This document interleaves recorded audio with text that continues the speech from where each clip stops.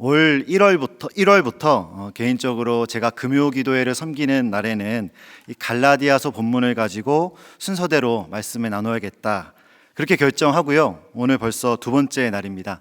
물론 이 사실을 아무도 모르실 테지만 저 혼자 그렇게 결정했고요. 그래서 시작하면서 갈라디아서의 배경을 또 짧게 소개하고 넘어가려고 합니다. 이 갈라디아 지역에 있는 교회들에게 전하는 바울의 편지인데요, 바울이 전도 여행을 통해서 복음을 전하고 그 갈라디아 지방들 가운데 교회들이 세워졌습니다. 그런데 어느 날 안타까운 소식이 들려온 것입니다. 6절에 보시면 그리스도의 은혜로 너희를 부르신 이를 이같이 속히 떠나 다른 복음을 따르는 것을 내가 이상하게 여기노라. 이 지역에 있는 교회 성도들이 하나님을 떠나서 다른 복음을 따르기 시작했다라는 것입니다. 그럼 여기서 이제 잠깐 또 짚고 넘어갈 것이, 그럼 복음은 뭐고 다른 복음은 뭐냐라는 건데요. 복음은 무엇입니까? 하나님께서 아들 예수 그리스도를 이 땅 가운데 보내주시고 십자가에서 죽으심으로 인하여서 우리가 죄 가운데서 구원받은 것이죠. 그리고 이 과정 가운데 전적인 하나님의 은혜로 진행되었다라는 것입니다. 이 과정에는 어떠한 인간의 공로나 행위나 인간의 노력이 개입되지 않고 전적인 그 하나님의 선물과 같은 은혜로 인하여서 하나님의 자녀가 되었다라는 것입니다. 그리고 단순히 복음은요, 천국행 티켓을 받았다, 물론 그 의미도 있지만은 그것뿐만 아니라 앞으로 이 하나님의 자녀된 우리가 실제 살아가는 삶 속에서 이 복음의 원리로, 은혜의 원리로 살아가게 되었다, 여기까지가 복음이거든요. 그러니까 정리하면 아무 조건 없이 하나님의 자녀가 되었고요, 그리고 이제는 하나님의 자녀로 살아가게 되었다는 것, 이것이 이제 복음입니다. 그런데 이 복음을 듣고 신앙생활을 하고 있던 갈라디아 지방 이제 성도들에게 당시 유대인 출신들의 기독교인들이 찾아와서 다른 복음을 전하기 시작한 거예요. 그들이 말하는 다른 복음은 이렇습니다. 우리도 예수님 알고 예수님 인정하고 예수님 믿는다. 그런데 그것만으로는 부족해. 하나님의 자녀가 되려면 율법을 지켜야 돼. 특별히 할례를 받아야 진짜 하나님의 자녀가 될 수 있는 거야. 너희들 바울 말만 듣지 말고 우리 말을 믿어. 우리가 전통 유대교인들이야. 그들이 말했던 게 이게 다른 복음이거든요. 여러분, 복음과 다른 복음의 차이점을 아시겠습니까? 복음은 인간의 아무런 공로 없이 전적인 하나님의 은혜로 자녀가 되었다. 다른 복음은 아니, 그것만으로는 부족하고 인간이 무엇인가를 해야 하나님의 자녀가 될 수 있다. 이게 복음과 다른 복음이에요. 그런데 이 다른 복음을 들은 이 교회 성도들이 그 말에 쉽게 넘어가 버립니다. 6절에 보니까 속히 떠났대요. 이 다른 복음을 듣자마자 속히 떠나는 겁니다. 이 다른 복음이 가지고 있는 뭔가 이게 유혹이 있었나 봐요. 그냥 마냥 이단과 같이 터무니없으면 이 사람들 뭐라고 하는 거야 하고 이렇게 무시했을 텐데, 이 다른 복음을 듣자마자 속히 하나님을 떠났대요. 이 무언가가 있었다는 것입니다. 그 무언가가 뭔지는 잠시 뒤에 살펴보는 것으로 하고요. 이 바울이 이 상황에 대해서 굉장히 단호하고 맹렬하게 비판을 합니다. 8절 9절인데요. 제가 읽어드리겠습니다. 그러나 우리나 혹은 하늘로부터 온 천사라도 우리가 너희에게 전한 복음 외에 다른 복음을 전하면 저주를 받을지어다. 우리가 전에 말하였거니와 내가 지금 다시 말하노니 만일 누구든지 너희가 받은 것 외에 다른 복음을 전하면 저주를 받을 것이다. 저주받는다는 얘기를 두 번이나 강조해서 아주 핵심을 이렇게 강조를 하고 있습니다. 왜냐하면 이 다른 복음은 복음이 아니기 때문이에요. 복음과는 비슷하지만 살짝 조금 다른, 이게 아니라 다른 복음은 그냥 복음이 아닌 거예요. 다른 복음을 따른다는 것은 하나님을 떠난 것과 같다. 지금 바울이 그렇게 이야기하고 있습니다.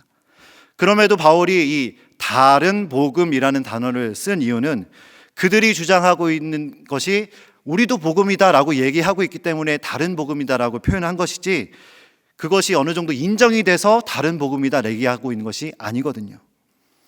복음은요, 은혜 순도 100%입니다. 그 어떤 1%라도 추가되면 그것은 더 이상 복음이 아닌 거예요. 인간의 어떠한 공로도, 어떠함도, 어떠한 자격도 거기에 들어갈 수 없는 것입니다. 저는 이 말씀을 통해서 왜 바울과 이 당시 교인들이 이 다른 복음을 경계해야 했는지, 그리고 오늘 우리에게 있어서도 이 다른 복음의 유혹은 무엇인지 먼저 살펴보기를 원하는데요. 다른 복음을 경계해야 하는 이유 첫 번째입니다. 다른 복음은 자기 사랑으로부터 시작하기 때문이에요. 여러분, 이 할례를 비롯한 율법은요, 이 1000년이 넘는 세월 동안 이스라엘 백성들의 그 삶을 지탱하고 있던 어떤 그 문화였고요. 그들의 정체성을 확고하게 하는 어떤 행위요, 종교요, 삶이었습니다. 워낙 그렇게 오랜 시간 동안 살아왔기 때문에 한순간에 그것을 저버린다라는 것은 뭐 어려울 수도 있겠다, 이해는 어느 정도가 됩니다. 그러나 예수님께서 지적하셨던 것처럼 점점 시간이 지나면서 그 율법의 정신, 할례의 정신은 사라지고 겉모양만 남은 거예요. 하나님의 백성으로서 하나님의 언약을 기억하고 나는 이제 거룩한 백성으로서 거룩한 백성답게 살아갈 것이다 하는 그 율법의 귀한 정신은 사라진 채 그저 단순히 할례를 받았는지 안 받았는지, 율법을 지켰는지 안 지켰는지, 지킨 사람 안 지킨 사람, 받은 사람 안 받은 사람 구별하고 차별하고. 여러분, 율법은 좋은 거거든요. 그런데 율법주의는 이런 겁니다. 차별하는 겁니다. 당신들, 그러니까 지금 다른 복음을 주장하는 사람들 이렇게 이야기하는 거예요. 당신들 할례 받지 않으면, 못하면 우리 안으로 들어올 수 없어. 당신들 이거 지키지 않으면 우리와는 다른 사람인 거야. 이걸로 지금 유혹하고 있는 거거든요. 그러니까 유대 지역 밖에 있던 사람들 입장에서는 혹하죠. 내가 저기에 들어가려면 이걸 받아야 되는구나. 여러분, 지난 주일에 담임 목사님께서 또 비슷한 말씀 또 해주셨는데, 그 중에서 해주신 말씀 중에 바리새인의 기도 기억하시죠? 누가복음 18장 11절에 바리새인이 이렇게 기도합니다. 바리새인은 서서 따로 기도하여 이르되, 하나님이여, 나는 다른 사람들 곧 토색, 불의, 간음하는 자들과 같지 아니하고 이 세리와 같지 아니함을 감사하나이다. 나는 일에 2번씩 금식하고 또 소득의 11조도 드리니다 하고. 이 기도가 어떻게 느껴지십니까? 나는 저들과 다르다라는 거예요. 이 다름의 기준이 뭡니까? 나는 율법을 지켰다는 거예요. 금식도 하고 11조도 하고. 예수님이 지적하시는 것은 율법을 지킨 게 잘못됐다라는 게 아니라 이 바리새인의 기도 안에 신앙생활 잘하는 나에 완전히 도취가 되어 있는 겁니다. 겉으로 보여지는 신앙은 하나님께 대한 것 같지만 사실 그 속 안에는 자기 사랑이 가득해 있는 것이죠. 여러분, 자기를 사랑한다는 것 참 좋은 의미인 것 같지만 사실 성경에서는 자기를 사랑한다는 것에 굉장히 부정적으로 말씀하고 있습니다. 바울이 디모데후서에서 말세에 굉장히 어려울 때가 오는데 인간의 수많은 죄악들이 드러나게 될 것이다 말씀하면서 그 현상들을 쭉 말씀하시는 장면이 나옵니다. 디모데후서 3장 1절입니다. 너는 이것을 알라. 말세에 고통하는 때가 이르러 사람들이 자기를 사랑하며. 여러 가지 죄악의 모습이 드러날 건데 그 중에 첫 번째가 뭐라고요? 사람들이 자기를 사랑하며, 자랑하며, 교만하며, 비방하며, 부모를 거역하며 쭉쭉쭉쭉 나옵니다. 딱 이 시대의 모습 아닐까요?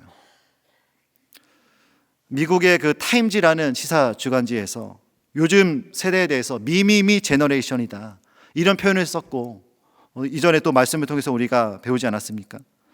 이 타인의 상황이나 생각 어떤 것보다 그냥 내 생각, 내가 제일 중요한 세대다, 그런 시대다.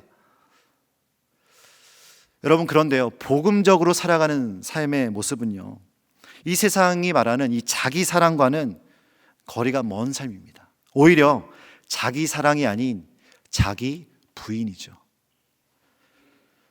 누가복음 9장 23절에 예수님이 이렇게 말씀하십니다. 또 무리에게 이르시되 아무든지 나를 따라오려거든 자기를 부인하고. 날마다 제 십자가를 지고 나를 따를 것입니다. 여러분, 왜 이 바리새인들 또 이 다른 복음을 주장하는 사람들이 이 진짜 복음을 힘들어할까요? 내가 사라지기 때문이에요. 율법 잘 지키는 나. 그래서 저 사람들과는 다른 나. 저 사람들과는 달리 깨어있는 나. 저 사람들과 달리, 저 우매한 사람들과는 달리 거룩한 나. 이 내가 사라져버리니까 이 복음이 힘든 겁니다. 이 복음은 그저 모든 것이 은혜입니다. 모든 것이 주의 은혜입니다. 이렇게 얘기하니까 내가 사라지니까 그게 그 사람들한테 너무 힘든 거예요. 비슷한 맥락에서 우리가 또 다른 복음을 경계해야 되는 이유 두 번째가 있는데요. 다른 복음은 자기 사랑, 자기 자랑, 그러니까 사람의 인정을 추구하고 있기 때문이에요. 오늘 본문 10절을 보시면 바울이 다른 복음을 전하는 자들을 막 이렇게 저주받을 것이다 이렇게 얘기를 하다가 다음에 10절에 이르러서는 갑자기 조금은 다른 이야기를 하는 것 같습니다. 10절을 세번역 성경으로 우리 함께 같이 한번 읽어보시겠습니까? 함께 읽겠습니다. 시작. 내가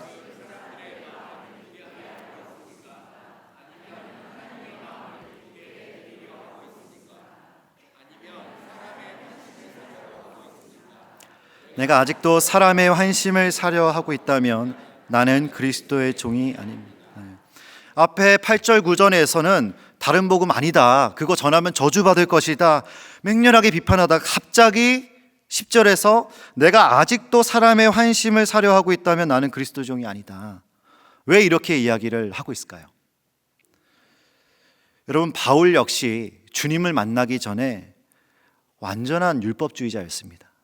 율법에 굉장히 능통했고요, 누구보다 철저히 지켰던 사람이고 그 열심이 얼마나 대단했냐면 율법에 반하는 이 예수 믿는 사람들을 잡으러 다니던 사람이 바로 바울이에요. 태생부터 율법주의자였던 이 바울이었기 때문에 본인의 삶이었던 이 율법주의의 본질을 바울은 누구보다도 잘 알고 있었어요. 율법 자체는 참 너무 귀한 것이지만 그 정신이 사라져버린 율법주의는 결국 사람의 인정을 받기 위해서 자기 자랑을 위한 것이다 라는 것을 바울은 알고 있었던 것입니다. 10절에 아까 이런 표현이 있었죠. 내가 아직도 사람의 환심을 사려고 하고 있다면, 이건 무슨 뜻일까요? 자기가 예전에는 율법주의자였을 때는 사람의 환심을 사려 했다라는 것이거든요. 마태복음 6장 5절에 외식하는 자가 또 이렇게 나옵니다. 너희는 기도할 때에 외식하는 자와 같이 하지 말라. 그들은 사람에게 보이려고 회당과 큰 어귀에서 서서 기도하기를 좋아하느니라. 외식하는 자들이 어떻다고요? 어떻게 기도한다고요? 사람들에게 보이려고. 저 사람 신앙 좋구나, 인정받으려고. 지금 생각하면 참 부끄러운 기억이 있는데요, 제가 이제 교회 대학부를 다니던 시절에 당시 부서 최연소로 21살에 소그룹 리더가 되었습니다. 그래서 리더 모임에 가면 다 저보다 형 누나들인 거예요. 은근히 우쭐대는 마음이 있고, 어린데 어떻게 또 그렇게 리더가 됐냐고 그런 칭찬도 받고 싶고요, 그 또 받고 나니까 또 기분도 많이 업됐던 것 같습니다. 그런데 또 한편으로는 또 두려운 마음이 있는 겁니다. 내 이 연약함이 드러나면 어떡하지? 내가 이렇게 어린데 이 어린 티가 나면 어떡하지? 그래서 그런지 이 사람에게 인정받고 싶은 욕구와 이것이 시간이 지나니까 두려운 마음이 되고, 이 두려운 마음이 시간이 지나니까 이게 이상하게 사람을 미워하고 공격하는 마음으로 바뀌더라고요. 자기 방어인 것 같아요. 이제부터 진짜 부끄러운 얘기가 나오는데, 개인적으로 그 당시에 평소에 지각하는 것을 굉장히 싫어하기도 했지만 리더 모임이 이제 토요일 날 아침에 있었거든요. 형 누나들이 지각을 하는 거예요. 그 모습을 보면서 속으로 얼마나 정죄를 했는지 모릅니다. 아니, 지금 리더가 리더 모임 시간을 정했으면 나처럼 딱 10분 전에 와서 기도로 준비하고 있어야지. 나보다 나이 많으면 여기까지 하겠습니다.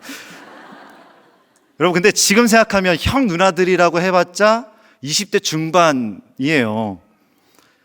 토요일 아침에 늦잠 자고 싶고, 제가 지금 생각하면 교회 와주는 것만으로 너무 귀하고 감사한데, 당시에 그 참 어린 제 마음속에는 화가 나더라는 거예요. 그리고 제가 반학기 만에 리더를 안 하겠다 그랬어요. 제가 진짜 그 안 하겠다고 한 이유를 누군가한테 말했는지 안 했는지 기억은 안 나지만, 아마 소심해서는 또 안 했을 것 같긴 한데, 그 속을 어떻게 생각했냐면, 이렇게 지각 많이 하는 리더 모임 안에서 난 배울 게 없다 생각하고 있었는데, 어느 날 그 당시 담당 목사님도 지각을 하시더라고요. 나는 진짜 배울 게 없다. 네, 교만하죠. 엄청 교만하죠. 그렇게 안 하겠다고 하고, 결국엔 또 한 1년도 안 돼서 리더를 다시 하긴 했지만, 참 그 섬김의 자리라는 게 참 귀한데, 그 사람을 의식하고 또 인정받기 위해서, 근데 자꾸 그 마음이 커지니까 두려워지고, 두려우니까 내 연약함을 갚으려고 어떻게 해서는 다른 사람들을 깎아내리려고 하는 이러한 시간들이 오늘 말씀을 묵상하면서 좀 생각이 났습니다. 여러분, 우리가 신앙생활을 하면서 사람들에게 인정받고 또 칭찬받는 거, 잠깐의 기쁨은 있을 수 있습니다. 인정받으면 기분 좋죠. 나는 저 사람들과는 좀 달라. 나는 저렇게 생각하는 사람과 달리 나는 옳아. 나는 잘 살고 있어. 그런데요, 여기서 끝나지 않더라고요. 자기 사랑, 자기 자랑으로부터 시작한 이 다른 복음적 신앙은 반드시 누군가를 정죄하는 쪽으로 가게 되어 있습니다. 정죄의 늪에 빠지고요, 나를 정죄하든 남을 정죄하든, 20대 초반의 저처럼, 이 말씀에 나온 바리새인들처럼 그렇게 된다는 것이에요. 사랑하는 성도 여러분, 우리는 요즘 어떻습니까? 한번 스스로에게 이 질문을 던져봤으면 좋겠습니다. 우리가 지금 살아가고 있는 삶의 방식은 복음의 방식으로 살아가고 있는지, 아니면 다른 복음의 사랑, 자기 사랑, 자기 자랑이라고 하는 이 다른 복음적 원리로 살아가고 있습니까?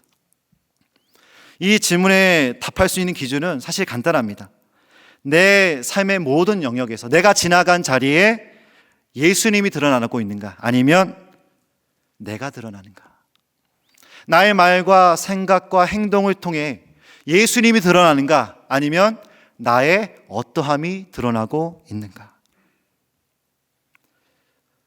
사랑하는 성도 여러분, 우리의 삶을 통하여서 예수님만 드러나는 부모, 예수님만 드러나는 순장, 예수님만 드러나는 교사, 예수님만 드러나는 크리스천 직장인, 예수님만 드러내는 성도 되시기를 주님의 이름으로 축복드립니다.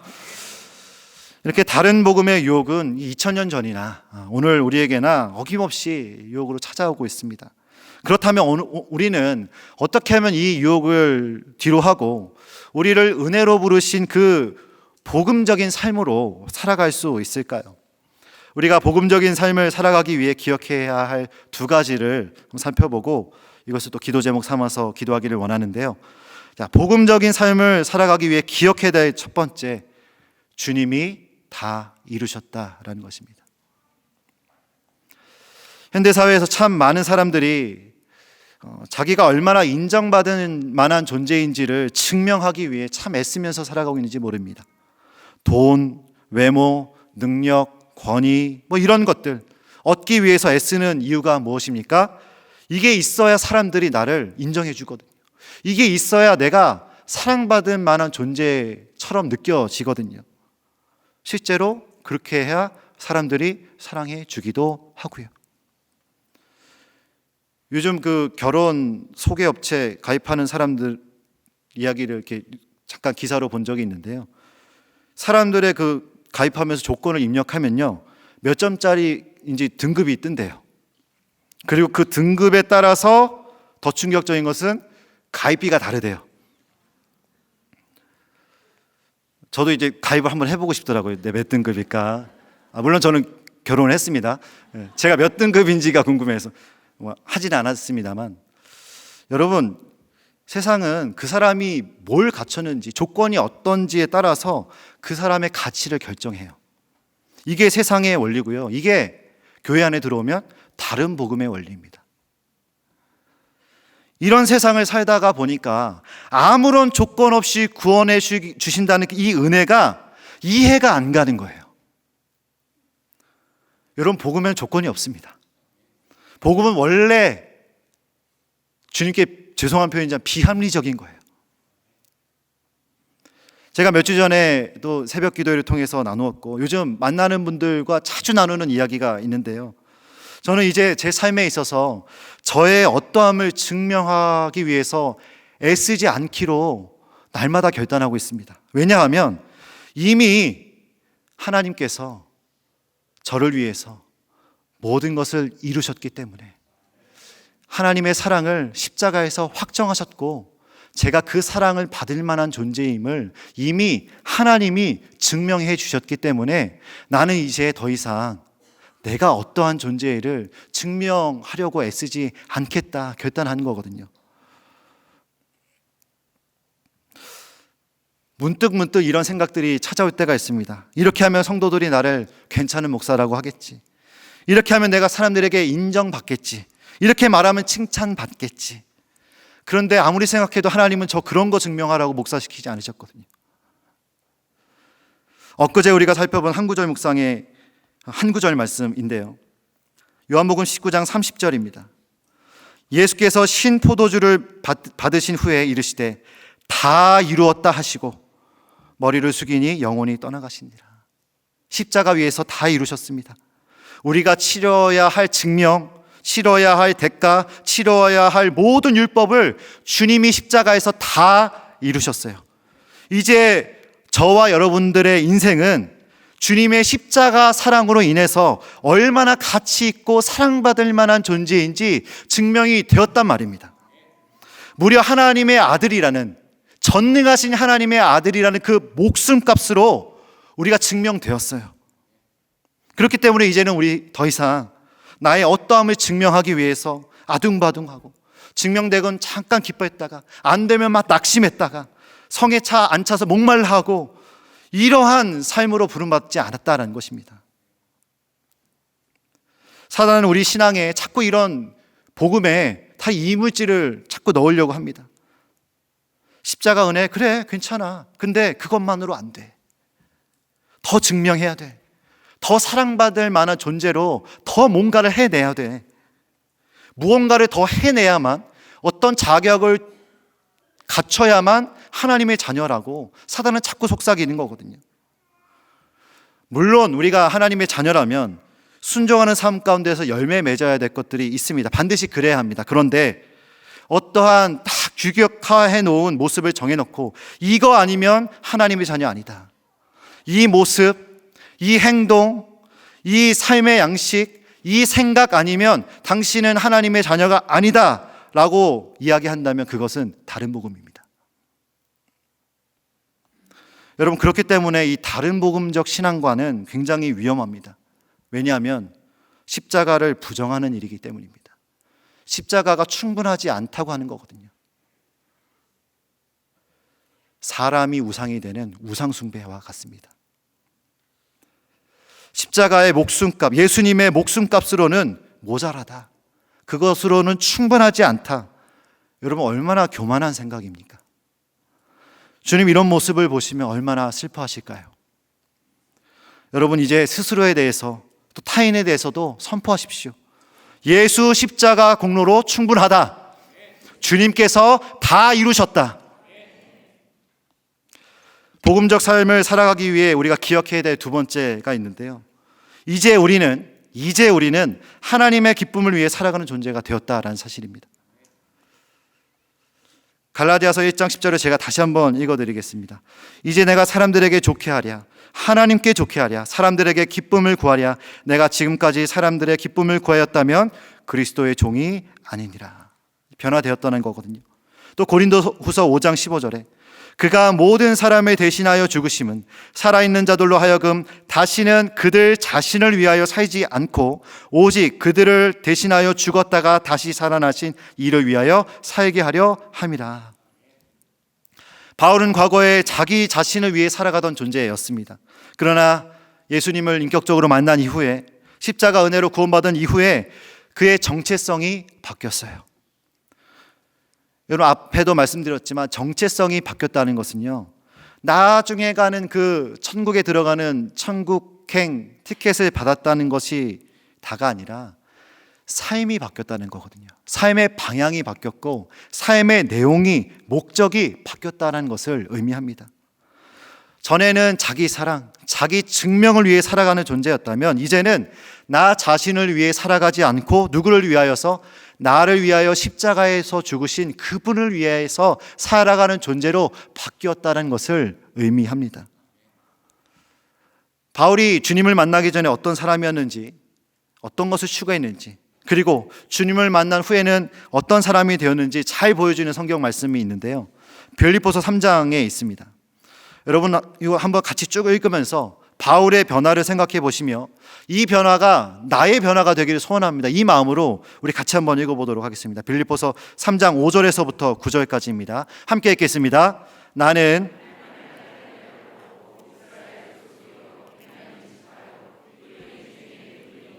율법으로는 바리새인이요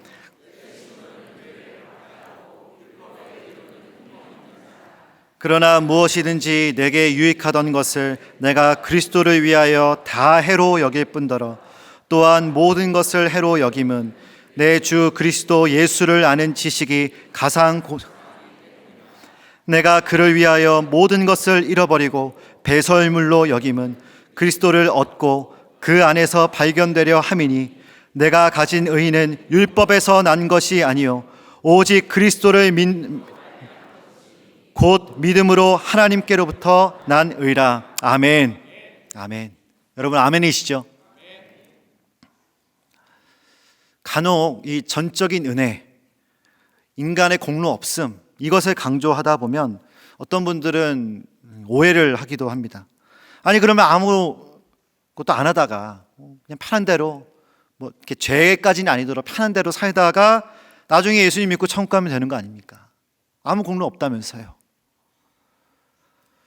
이것은 복음에 대해서 잘 모르셔서 하시는 말씀입니다. 다시 한번 말씀드리지만 복음은요, 은혜로 변화된 삶의 방향과 내용에 관한 이야기예요.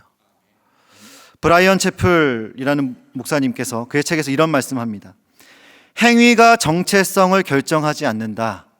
다른 복음이 추구하는 게 이거죠. 행위가 정체성을 결정한다는 것. 그런데 행위가 정체성을 결정하지 않는다.